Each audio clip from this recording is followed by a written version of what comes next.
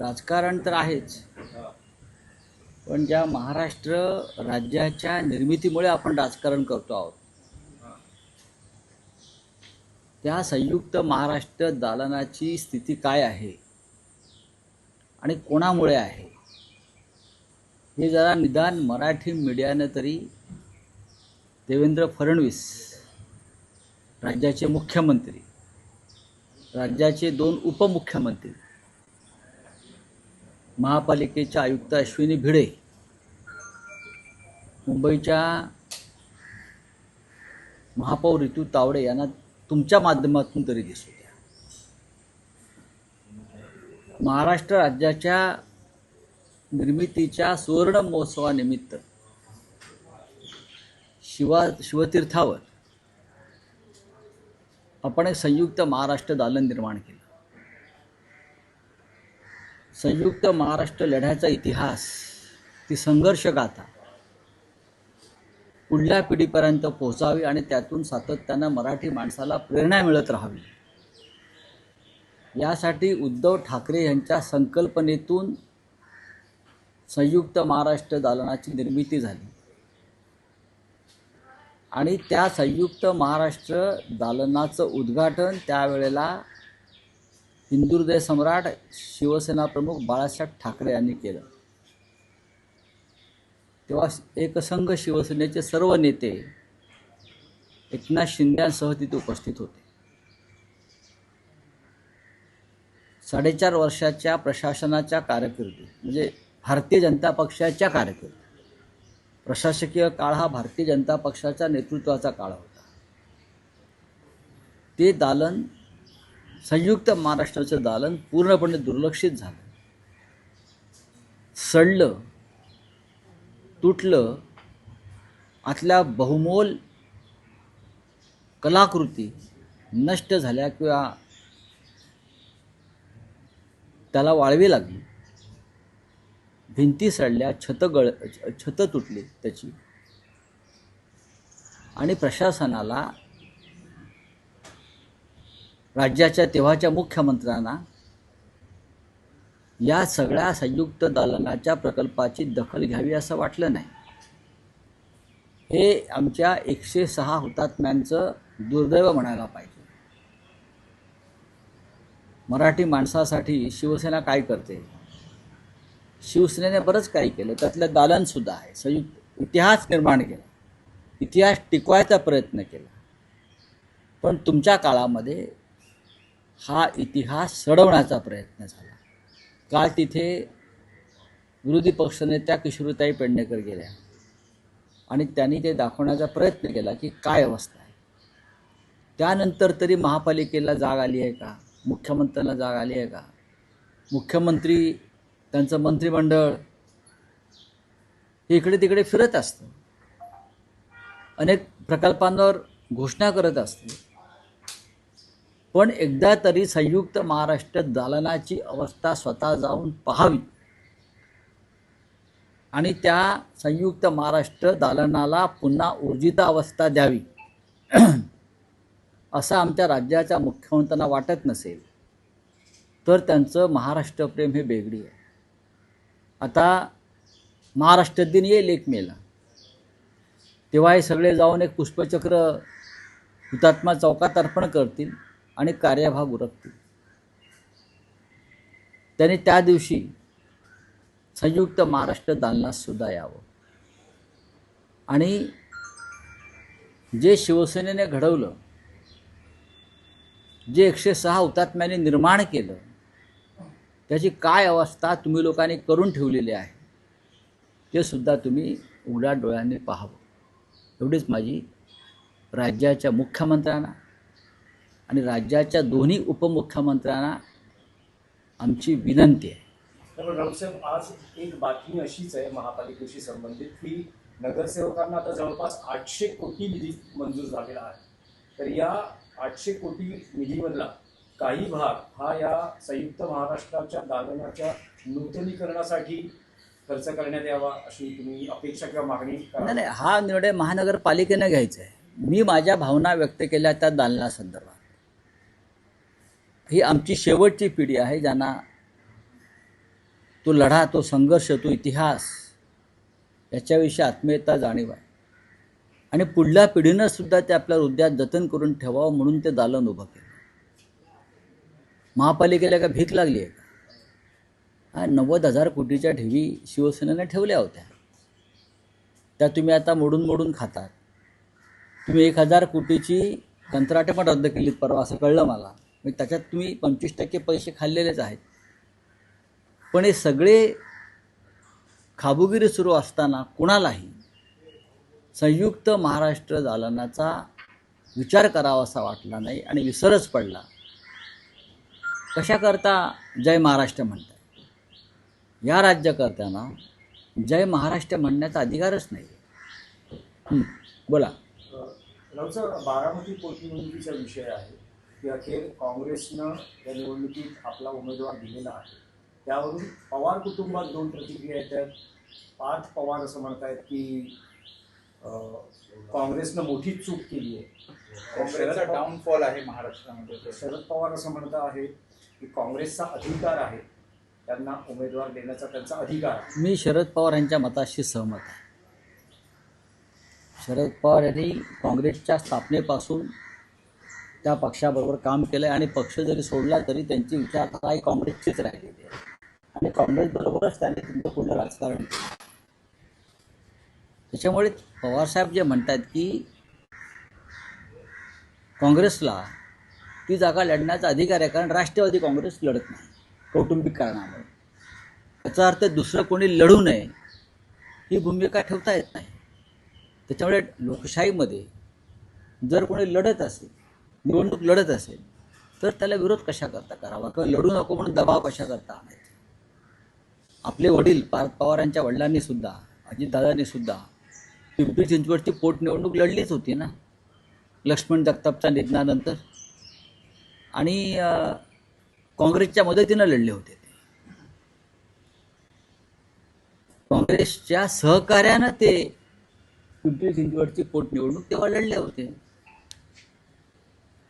हा अलीकडचाच इतिहास आहे. राहुरीमध्ये सुद्धा प्राजक्त तनपुरे हे उमेदवार असणार होते, मात्र तिथे भाजपचे नेते गेले, त्यांना समजून सांगितलं आणि त्यांनी माघार घेतली. नाही, समजून कोणी सांगत नाही, धमक्या दिल्या जातात. साखर कारखाना, सहकारी संस्था, बँकांचे व्यवहार, हां, याबाबत कोणी समजून वगैरे सांगत नाही. असं काय मोठं क्रांतिकारक काम आहे समजून सांगण्याचं? समजून सांगायला कोण गेले ते? विखे पाटील आणि कोण? रवींद्र चव्हाण. किती मोठे क्रांतिकारक आहे, स्वातंत्र्य चळवळीतले सेनानी आहेत का? आणि तनपुरेसुद्धा काय महान सामाजिक कार्यकर्ते आहेत. अहो, राधाकृष्ण विखे पाटलांवरती किती आरोप आहेत की आता अलीकडे जमिनीचं प्रकरण त्यांचं आलेलं आहे, तुम्हाला माहीत असेल, मोठं प्रकरण आहे. रवींद्र चव्हाणांवरती कसे पैसे वाटल्याचे आरोप जाहीरपणे होत आहेत कोकणात आणि सर्वत्र. हे काय समजून सांगणं? हे धमक्या द्यायला जातात, हे फाईल घेऊन जातात, माघार घ्या नाही तर लढू नका, नाही तर बघा हे आहे, नोटीस मारू कारखान्याला. आता जे या धमक्याने घाबरतात ते मागे जातात. सहज मिळत नाही राजकारणामध्ये सध्याचा. तुम्हाला लढावं लागतं, संघर्ष करावा लागतो, नाहीतर तुम्ही राजकारण करू नका. तुम्ही भाजपचे गुलाम म्हणून आयुष्यभर जगा आणि गळ्यामध्ये आम्ही भाजपचे गुलाम आहोत, भाजपच्या धमकी सत्राचे गुलाम आहोत, हे महाराष्ट्रातल्या अशा सगळ्या लोकांनी सांगावं. आम्हाला हे मान्य नाही. आम्ही भाजपला घाबरत नाही, भाजपच्या दहशतीला घाबरत नाही. कशाकरता घाबरायचं? ही लोकशाही आहे देशामध्ये, इकडे ट्रम्पशाही सुरू नाही इकडे. पण राऊतसाहेब, काल बारामतीमध्ये सुनेत्रा पवार आपला निवडणूक उमेदवारी अर्ज भरत असताना शरद पवार यांच्या कुटुंबातलं तिथे कोणी दिसलं नाही किंवा त्यांच्या नेत्यांपैकी कोणी दिसलं नाही आणि उद्धव ठाकरे यांच्या पक्षाच्या नेत्यांपैकी कोणी दिसलं नाही. काय समजावं? शरद पवारांनी त्या पाठिंबा दिला आहे, पण त्यांच्या मला असं वाटत नाही की कोणी त्यांना महाविकास आघाडीतून पाठिंबा दिला. आमच्या सद्भावना त्यांच्याविषयी आहेत, त्या कुटुंबाविषयी आहेत, अजितदादांविषयी आहे. आणि त्या कारणानं शरद पवारांनी कौटुंबिक कारणानं आपला उमेदवार टाकला नाही. शिवसेनेशी चर्चा झाली, म्हणजे माननीय उद्धवजींशी चर्चा झाल्यावर सुद्धा उद्धवजींनी त्यांच्या सद्भावना व्यक्त केल्या. पण शेवटी काँग्रेस हा एक स्वतंत्र पक्ष महाविकास आघाडीतला आहे आणि त्यांची भूमिका जर लढण्याची असेल तर त्यांनी उमेदवार दिलेला आहे. पण उमेदवार देताना त्याने एक अट टाकली आहे, जर आम्हाला मागे घेण्याची तुमची विनंती जर आम्ही स्वीकारली तर अजित पवार यांच्या संशयास्पद अपघातासंदर्भातला FIR गुन्हा महाराष्ट्रात दाखल करा. नाही, पण राऊतसाहेब, आता बारामतीमध्ये जो काँग्रेसने उमेदवार दिला आहे तो काँग्रेसचा उमेदवार आहे, महाविकास आघाडीचा उमेदवार आहे, काय समजायचं? आणि पुढच्या काळात प्रचार सुरू होईल तर अशा वेळेस प्रचारात शिवसेना उद्धव बाळासाहेब ठाकरे पक्ष मग सहभागी होणार का? हा प्रश्न तुम्ही मला काल विचारलात, काल त्याच्यावर तुम्ही उत्तर दिलेलं आहे. बारामतीची निवडणूक ही कोणत्याही प्रचाराच्या रणधुमाळीशिवाय चालेल. बारामतीचा जो मतदार आहे तो शांतपणे आपली भूमिका मतपेटीतून व्यक्त करेल, एवढंच मी सांगतो. नाही, पण उमेदवार हा महाविकास आघाडीचा आहे की काँग्रेसचा? सध्या काय आहे? स्टेटस काय? काँग्रेसचा उमेदवार जो आहे हर्षवर्धन सकपाळ यांच्या नेतृत्वाखाली जी काँग्रेस महाराष्ट्रात आहे किंवा राहुल गांधी, त्या काँग्रेसचा उमेदवार आकाश मोरे हे या क्षणी काँग्रेसचे उमेदवार आहे. राष्ट्रवादी काँग्रेस पक्ष त्या निवडणुकीपासून दूर आहे.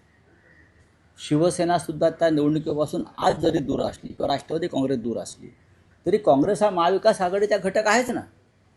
राष्ट्रवादी काँग्रेसनं लढण्यास नकार दिला म्हणून काँग्रेसनं उमेदवार दिलेला, लक्षात घ्या. तर तुम्ही पाठिंबा दिला नाही अजून काँग्रेसला तुम्ही अजून पाठिंबा दिलेला नाहीये म्हणजे त्या उमेदवाराला, आकाश मोरेंना. असं तुम्हाला कोणी सांगितलं?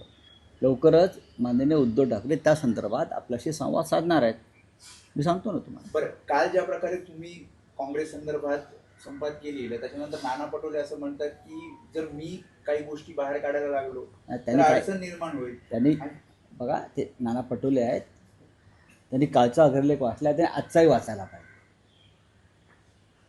वाचनामध्ये सातत्य पाहिजे.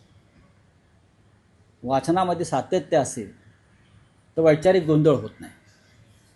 त्यांनी आजचा सुद्धा अग्रलेख आवर्जून नाना पटोले यांनी वाचायलाच पाहिजे. कालचा वाचून काय होणार? सत्य का पुसलं जातं का?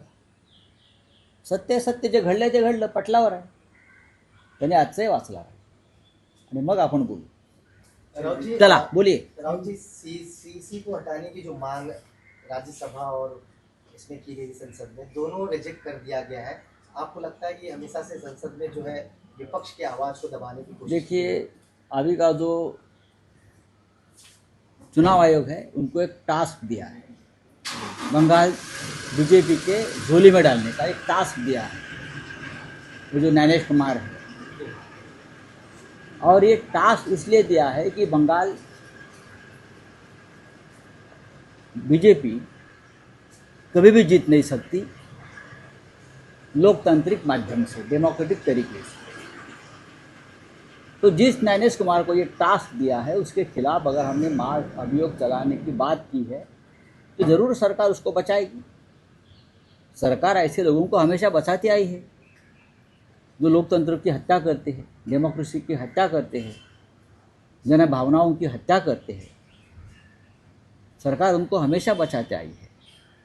तो अब देखेंगे बंगाल में जो सुपारी लेकर काम कर रहे हैं बीजेपी की या सरकार की, वो चुनाव आयोग कहाँ तक सफल होता है. मुझे पूरा विश्वास है बंगाल की जनता उनके इरादे सफल नहीं होने देगी. ममता जी जो है पीएम का इस्तीफा मांग रही है, तो इंडिया गठबंधन में आप लोग भी हैं, तो आपका क्या स्टैंड है? देखिए, ममता बनर्जी एक शेरनी है. पश्चिम बंगाल में जिस तरह से सरकार उनके खिलाफ पूरी यंत्रणा का दुरुपयोग कर रही है, चुनाव आयोग से लेकर कोर्ट तक, वो महिला लड़ रही है. उनकी हर बात को हम समर्थन देंगे.